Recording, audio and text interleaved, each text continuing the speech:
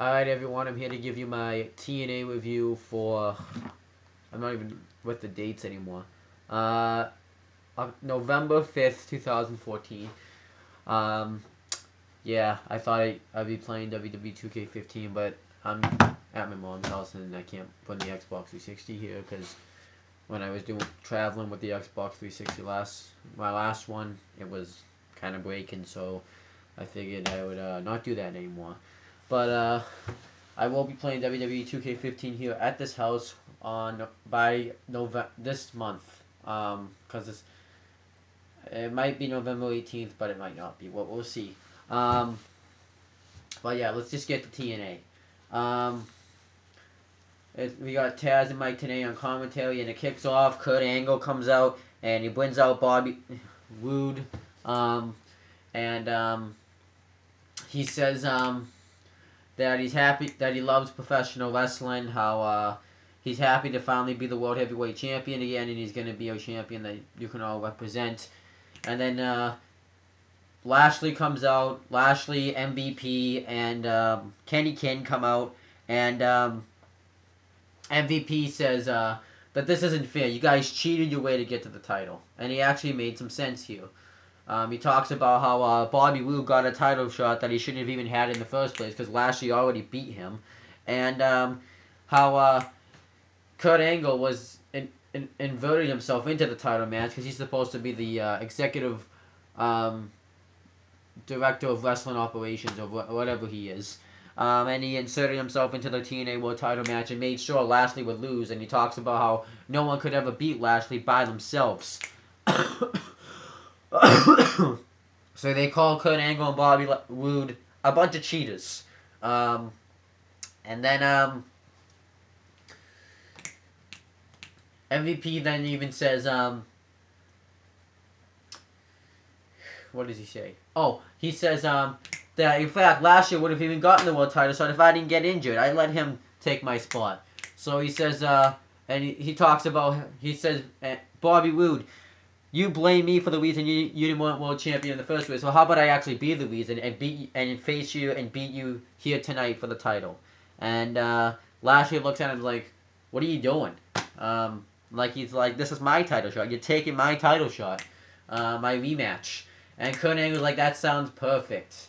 And he makes the match. Bobby Roode's gonna defend the World Heavyweight Championship against MVP, and that was that. And Lashley looks at him like, you just stole my title shot. So I thought that was awesome. And Kurt Angle knew what was going on, so he's going to toss. Now there's going to probably be some tension between MVP and Lashley, which I think is good. Then we get the first match. Well, then, no, we don't. We get Low-Ki and Samoa Joe. They get interviewed, and they talk about how people think that we're not that just because we fought a lot that we can't work together as a team, but they want to prove everybody else won and win the tag team tournament. That's pretty much what they say. So then we get the match. It was Samoa Joe and Low-Ki versus Matt and Jeff, the Hardys, and it was the finals of the TNA World Tag Team Championship tournament. Whoever won this would face Eddie Edwards and Davey Richards, the Wolves, for the TNA World Tag Team Championships. And I thought this was a great match.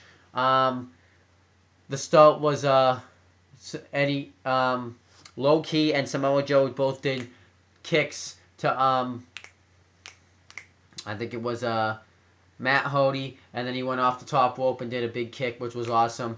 The Hardys did a double wheelbarrow suplex to Low-Ki, and then eventually Samoa Joe and Low-Ki dominate Jeff Hardy for a while. And Jeff Hardy tried to go off the top rope, and then Low-Ki took him down with a knee, and he went off the top rope, and Jeff Hardy was in the Tree of Woes positions, and Low-Ki went off the top rope and did a double stomp to the shoulders. They called it a move. I don't remember what it was, but Jeff Hardy kicked out of it. And then Jeff Hardy does a whisper in the wind to I believe it was Samoa Joe, and Matt Hardy gets the hot tag on Low-Ki, and he goes off on him, hits the side effect on him. Low-Ki kicks out of it, and then he does a bulldog to Samoa Joe, and He clothesline and at the same time when he did the Bulldog to Joe, he did a clothesline to Loki, and he tried to cover Loki afterwards, but he kicked out of it. And then he went for a moonsault. Loki moved out of the way and tried to hit his finisher, but Matt Hardy countered it. And then Loki hit a move and tried to pin him off his finisher, but Jeff Hardy broke it up. And then Samoa Joe went off on Jeff Hardy. Did the clothesline and the enziguri on him, and Jeff Hardy and the Hardys did Jeff Hardy did the what's it called? I don't remember what it's called, and I say this move every time. The move where Matt Hardy goes down and Jeff Hardy goes on him, and it goes legs. I don't remember what it's called. I'm pretty mad about that. But Matt Hardy hits the Twist of Fate. Jeff Hardy hits the Swanton Bomb, and Matt Hardy hits a moonsault on Loki for the win, and they get the win. So the Hardys next week are going to face Poetry in Motion. That's what it's called, by the way. The Hardys next week are going to face the Wolves for the TNA World Tag Team Championships, which I think is good. And this was probably the match of the night. I really like this match. And then James Storm and Davey Richards are backstage, and he's still trying to get Davey Richards to join his group to join James Storm's group. Saying, I wish I had people saying this stuff to me before, and he says he wants an answer by next week. So there's going to be something that goes on with that. And then Bobby Roode's backstage, and he talked about how it was ironic how a couple months ago MVP had suspended him and tried to keep him away from the TNA World Heavyweight Championship, keep him away from doing something he loves from professional wrestling for 7 weeks. So then he says he's going to take out all his anger on MVP and retain the world title. I thought it was a decent backstage promo.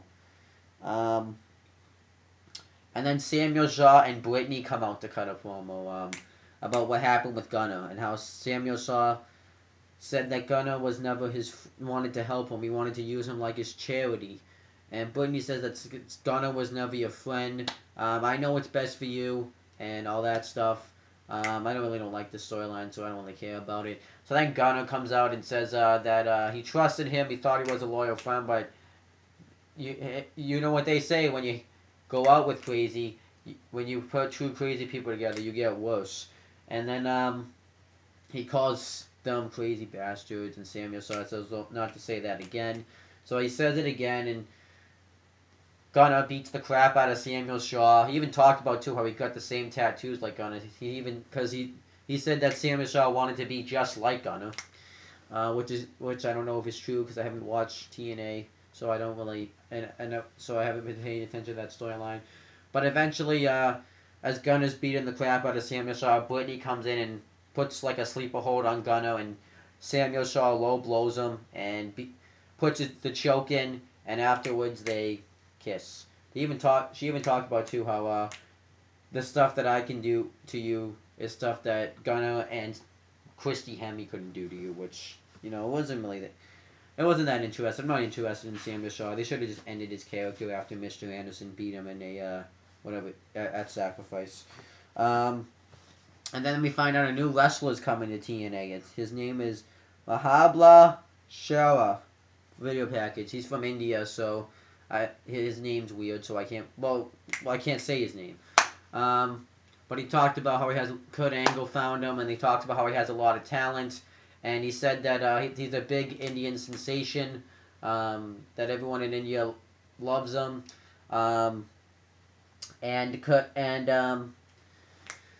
I think he said that he doesn't know many people, but he hopes to work really well with these wrestlers and achieve his dream.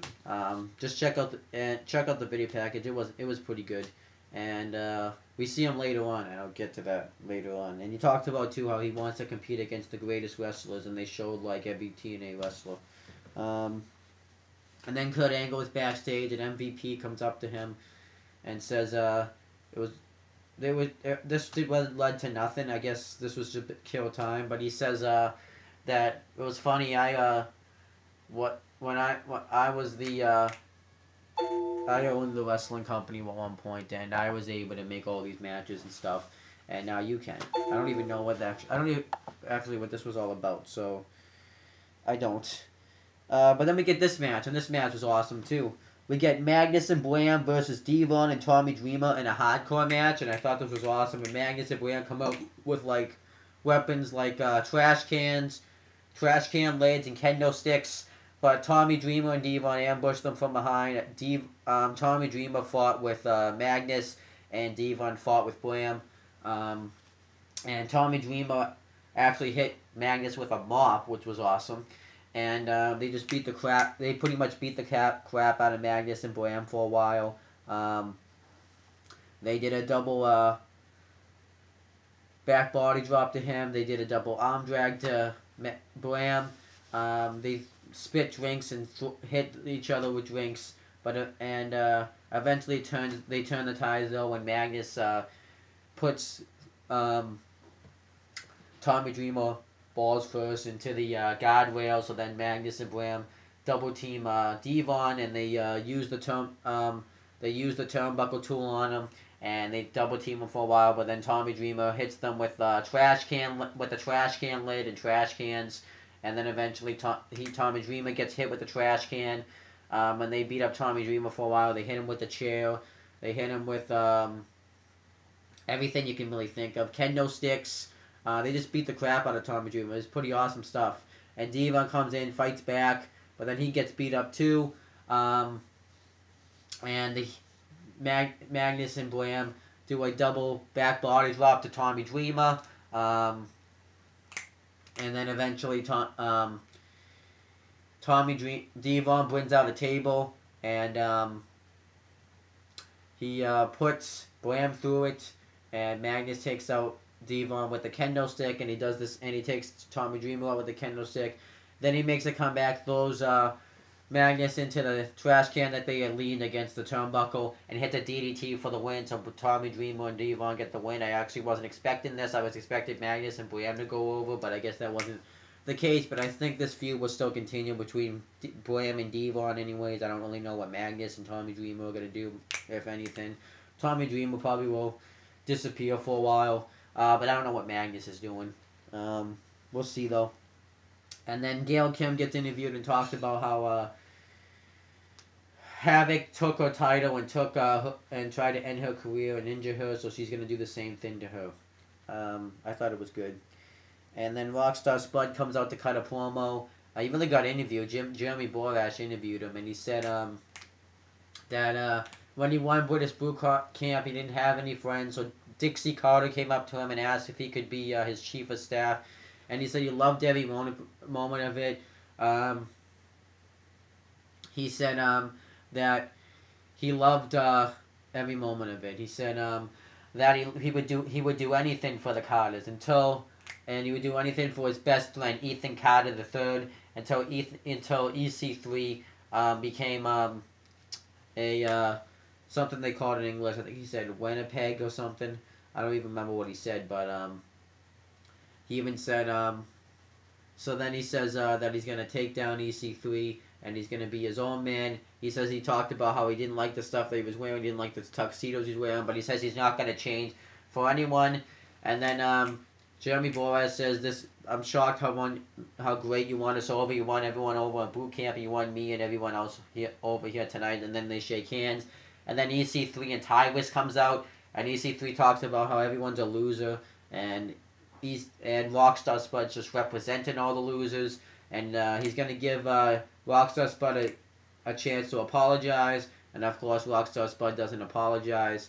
So then he has Tywist hold him, and he says, okay, I'm sorry, you're such a big nose douchebag, which I thought was awesome. So then Jeremy Borash touches him, so then he cheap shots Jeremy Borash, and Rockstar Spud tries to fight him off, but the numbers game are catching up to him, so then they I guess beat him down until Eric Young comes out with a chair to make the save, and I thought it was good stuff. I wonder if this is going to lead to another tag team match though between EC3 and Tywist versus Eric Young and Rockstar Spud. I'm not really sure where this is going. So then we got Havoc defending the Knockouts Championship against Gail Kim.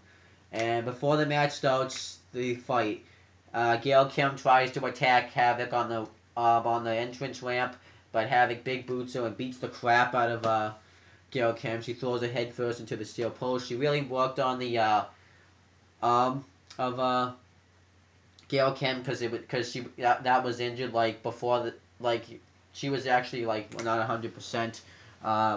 And Havoc beats the crap out of Gail Kim, and Gail Kim keeps trying to fight back, but Havoc keeps overpowering her. She actually pulls her by her hair and puts her up on the stage, and Gail Kim fights back, and and eventually though Havoc throws her off the stage, and Jeremy Borash was about to say that that Gail Kim can't compete, but Gail Kim says I'm competing, and Havoc beats her down. Really works on the shoulder. Did like a spinebuster shoulder while her shoulder was behind her arm, which was awesome. And then eventually, Havoc tries to go off the top, but Gail Kim goes into the steel step. No, Havoc tries to go off the top, but Havoc goes into the steel steps. And then Gail Kim tries to go off the top and do a hurricanrana, but Gail Kim goes into face first into the steel steps, and Havoc was going to have her get counted out, but Havoc didn't want that to happen. She breaks the count and bounces her head off the steps some more. And Gail Kim starts to make a little bit of a comeback, does drop kicks, DDTs, and it doesn't work. Havoc's too powerful. She does hit the eat defeat out of nowhere, but Havoc kicks out of it and tries to go off the top, and Havoc catches her into a choke slam and wins and retains the Knockouts Championship. I'm just liking Havoc. She looks really dominant right now.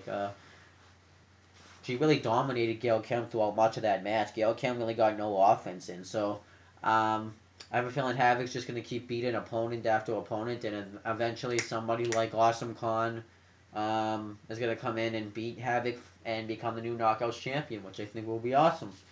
If TNA survives that long, anyways. And then that guy, Mahabla Sherry, is backstage, and he's eating. This was kind of weird. And then Manic comes up and says hi to him and says, is this your first day here? And he's like, yeah, kind of all that stuff. Just kind of have a typical conversation. He actually drinks his soda. And I don't know if they're going to have Manic and him feud, or maybe like James Storm is going to try to recruit this guy now. I don't even know what's going on. I wonder if this was just a stupid segment. And then backstage, MVP and Lashley are backstage. And Lashley leaves. He leaves MVP high and dry because I guess he's pissed that MVP took his title shot. So MVP is not happy about this. So then we get Bobby Roode. We get the main event. Bobby Roode defending the World Heavyweight Championship against MVP. It was actually a pretty good match. MVP big boots him on the outside, throws him into the guardrail, and bounces him head first onto the steel steps. And he dominates Bobby Roode for a while, but he makes a comeback. Bobby Roode hits a spine buster, a superplex off the top, and then eventually MVP kicks out of all those, and he tries to go for the drive-by kick, but Bobby Roode tries to roll him up, and MVP kicks out of it. Then eventually Bobby Roode hits the Roode Bomb for the win and retains the TNA World Heavyweight Championship. And then Lashley never left. He comes out and spears Bobby Roode, which I was surprised about. And MVP, he's beat down and reaches out his hand so Lashley will help him up, but Lashley doesn't do it. He just walks out, which was awesome. So I think they're going to tease an MVP Lashley feud here, which is what I'm thinking. I actually thought tonight they were going to do a triple threat match with Lashley, MVP, and Roode, which they could still do. And I found out next week now it's going to be Austin Aries versus Lashley. And the Wolves are going to defend the TNA World Tag Team titles against the Hardys. So next week looks like a good show. Tonight was a good show, actually. I like the hardcore match between Bram and Magnus versus Devon and Tommy Dreamer. I like the finals of the tag team tournament with the Hardys versus Low-Key and Samoa Joe. The main event wasn't bad. This guy would be, but I could have just found him out anyways. I thought TNA wasn't too bad this week. It was pretty good. And that's pretty much it, guys. So I'll be back to do... tomorrow's probably going to be a WWE 2K15. I'm going to do more of the Let's Play tomorrow.